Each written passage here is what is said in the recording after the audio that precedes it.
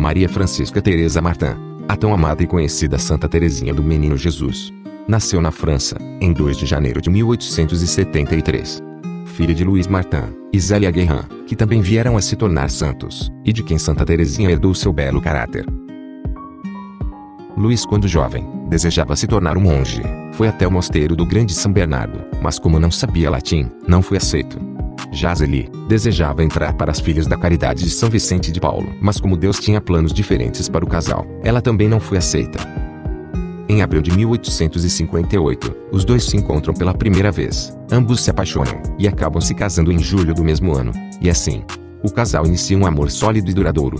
No entanto, com o passar do tempo, o vigário da localidade começou a estranhar o fato do casal não ter filhos, e eles explicaram que se amavam, mas decidiram viver um matrimônio de perpétua abstinência, ou seja, como dois irmãos. E o vigário aconselha que eles deveriam viver como um casal.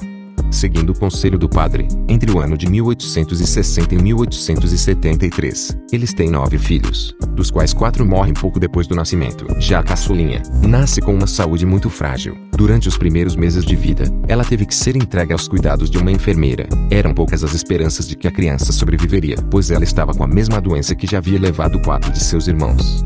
Mas aquela criança frágil e doente sobrevive, e se tornará Santa Teresinha do Menino Jesus.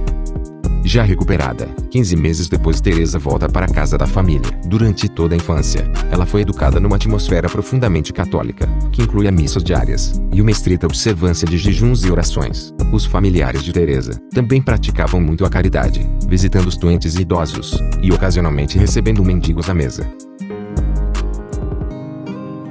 A vida de Teresa nunca foi fácil. Com apenas 4 anos de idade, ela perde a mãe vítima de um câncer. Com uma personalidade bastante frágil e delicada, após a morte da mãe, Teresa passa a considerar Paulina, a sua irmã mais velha, como se fosse sua segunda mãe. No entanto, quando Teresa tinha 9 anos, Paulina, que até então agia como sua segunda mãe, seguindo a sua vocação, entra para o Carmelo de Lisieux.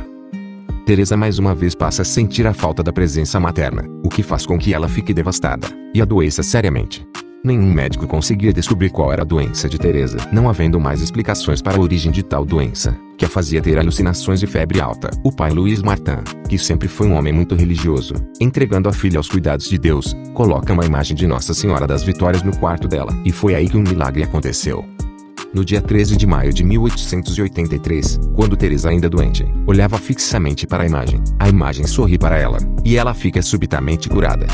Anos depois, em sua autobiografia intitulada A História de uma Alma, ela relatou: Era 13 de maio de 1883.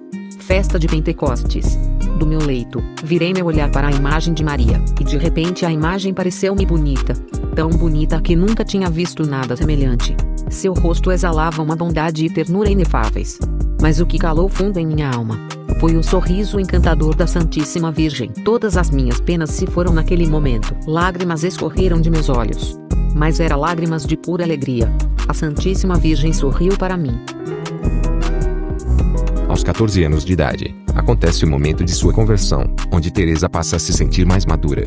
Desejando se entregar aos caminhos do Senhor, Teresa decide entrar para a Ordem das Carmelitas Descalças, onde já estavam suas irmãs Paulina e Maria. Certo dia, enquanto seu pai descansava no jardim, Teresa foi conversar com ele. Ela disse que queria entrar para o Carmelo. Naquele momento, ambos choraram, mas Luís se levantou, colheu uma pequena flor branca, tomando cuidado para preservar a raiz, e deu para a filha, explicando o cuidado com que Deus a criou e a preservou até aquele dia. Naquele momento, Teresa entendeu que aquela flor simbolizava a si própria, destinada a viver em outro solo. Encorajada, ela foi até o Carmelo, mas por conta de sua pouca idade, não foi aceita. Muito determinada, durante uma peregrinação à Itália, ela visita o próprio Papa, o Papa Leão XIII, e pede que ele autorize a sua entrada no Carmelo, e conforme seu desejo, meses depois Teresa consegue entrar para a Ordem das Carmelitas. No Carmelo, Teresa recebe o nome de Teresinha do Menino Jesus e da Sagrada Face. No início, a freira Teresinha do Menino Jesus passa por dificuldades de relacionamento com as outras irmãs, mas isso a faz ter um verdadeiro impulso e a dominar-se, sempre demonstrando alegria e disposição, mesmo diante das provações. Ao longo do tempo, Teresinha desenvolve uma verdadeira teologia, ao adotar como estilo de vida espiritual a pequena via, um caminho muito estreito e muito curto para alcançar a santidade, que consiste em fazer pequenas coisas, pequenos sacrifícios que agradam muito a Cristo, e nisso, ofertar as coisas do cotidiano como sacrifícios por amor a Deus. Ela costumava dizer que até pegar um alfinete caído no chão com amor, produz fruto de santidade.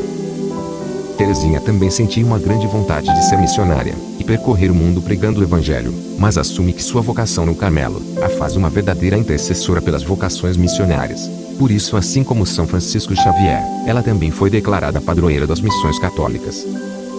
Por ordem da Madre Superiora, que na época já era sua irmã Paulina, Teresinha começa a escrever sua autobiografia, escrevendo desde detalhes de sua infância até sua vida como religiosa. Anos depois, essa mesma autobiografia foi compilada em um livro, com o nome A História de uma Alma, e posteriormente vindo a se tornar um dos maiores best-sellers da história.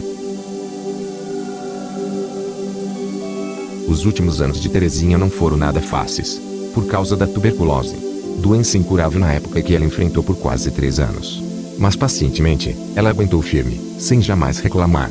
Mesmo doente, continuava em seus trabalhos como mestra das noviças, e fazia tudo, por amor a Jesus. Teresinha via a doença como parte de sua jornada espiritual. Em seus últimos dias, ela mesma chegou a dizer que jamais pensou que fosse capaz de sofrer tanto, mas teve paciência, sem jamais reclamar ou murmurar. Teresinha morreu em 30 de setembro de 1897, com 24 anos de idade. Em seu leito de morte, prometeu que não ficaria ociosa no céu, e faria cair uma chuva de rosas em graça sobre a terra. Além de sua popular autobiografia, Santa Teresinha também deixou poemas, cartas, peças religiosas, orações e suas últimas conversas, que também foram preservadas por suas irmãs. Foi canonizada em 1925 pelo Papa Pio XI e em 1997 declarada doutora da Igreja pelo Papa João Paulo II. Suas relíquias se encontram em Lisieux, na França, local onde viveu. Depois do Santuário de Lourdes, a Basílica de Lisieux é o mais popular destino de peregrinação na França.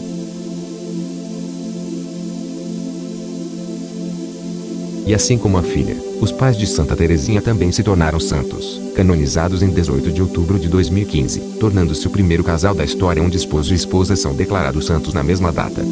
Aí um detalhe, eles não foram considerados santos por serem os pais de Santa Teresinha, mas sim por se empenharem totalmente em fazer a vontade de Deus em qualquer situação de suas vidas. Além de Santa Teresinha, todas as outras 4 filhas do casal também seguiram a vida religiosa. Como nasceu a Novena das Rosas? Em dezembro de 1925, um padre chamado Antônio Putigan decidiu começar uma novena em honra de Santa Teresinha, pedindo à santa uma graça importante. O padre pediu que a santa lhe desse um sinal de que a novena era ouvida, e este sinal poderia ser receber uma rosa desabrochada de alguém. O padre escolheu para os 9 dias, 24 glória ao Pai, cada glória representando um ano de vida de Santa Teresinha. E no 5º dia da novena, uma jovem foi até o padre e lhe deu uma bonita rosa vermelha. Curioso, o padre perguntou como foi que ela teve a ideia de levar aquela rosa. A moça respondeu que ontem tinha sido seu aniversário. Trouxeram-lhe algumas rosas, e ela pensou então que o padre talvez gostasse de ganhar uma, principalmente naquela estação do ano. O padre pensou que pudesse ter sido só uma coincidência, mas lembrou que jamais alguém tinha lhe oferecido uma rosa, principalmente durante o inverno, com neve de 10 graus abaixo de zero. No dia 24 de dezembro do mesmo ano, o padre começa outra novena, agora pedindo 2 graças. Para a primeira não pede sinal, mas para a segunda, como sinal, pediu ganhar uma rosa branca.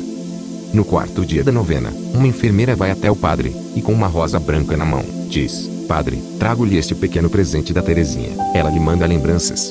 Rapidamente o padre pergunta: mas de onde vem esta rosa? A mulher explicou que estava na capela, onde havia uma estátua de Santa Teresinha. Não tinha o costume de ir ao altarzinho dela, mas hoje fui e vi que uma rosa tinha caído do altar. Na hora lembrei-me então do Senhor, e vim trazer-lhe a rosa.